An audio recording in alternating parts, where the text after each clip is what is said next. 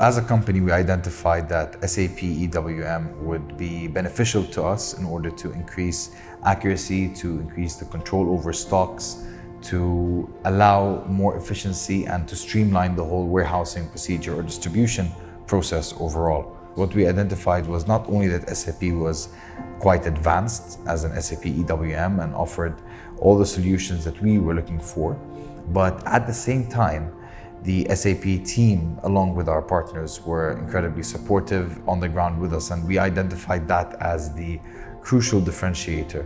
When you have staff on the ground with you to support you throughout the change process, let's say. Today, SAP has improved a lot of things on the ground with our distribution channel. Some people say that when you go towards technology, you will reduce your headcount, it will save you, let's say, the labor costs or the cost of employees, but on the ground, that's not what I identified that made an actual difference. For me, SAP put the controls in place in order to make sure that your supply chain was correct from A to Z, that everything was moving along the track as needed, and the inbound, outbound, and internal processes of the warehouse were completely controlled. After implementation of EWM, enhanced overall efficiency in our warehouse in a term of inventory visibility, inventory tracking, as well as better resource utilization, and of course, increase order and receiving accuracy. During the implementation of SAP, I made sure of quite a few things along the process. Firstly, I made sure that to be personally involved throughout the process as much as possible.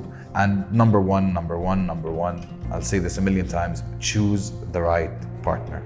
If you have the right partner, if you have the right consultant, if you have the right person along with you through the path, through the journey, they will advise you on what is the best practice.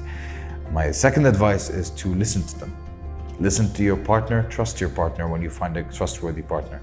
Most people will face when implementing a new system is that the person who is behind the computer programming is not the same person who's on the ground that understands operationally what happens.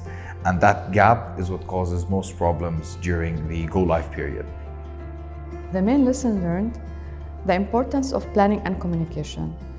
It's very important to ensure all stakeholders align with the project goals and understand the change. The effective training, as well as proper master data in the inventory, is the key of successful for going live in EWM. What I found with TeamIdea, I didn't find with other implementers that I've sat down with, which is today the people who are on the ground and who are programming are people who have been in a warehouse, who have implemented a system, have seen other problems and solved them, and are able to avoid the same problems coming to me again. So today, I had a very successful go live. We were stable within 48 hours. So the process itself was very smooth. And I think that made all the difference for me, that today my implementers were able to take me live in a stable way with a system that fit my need perfectly.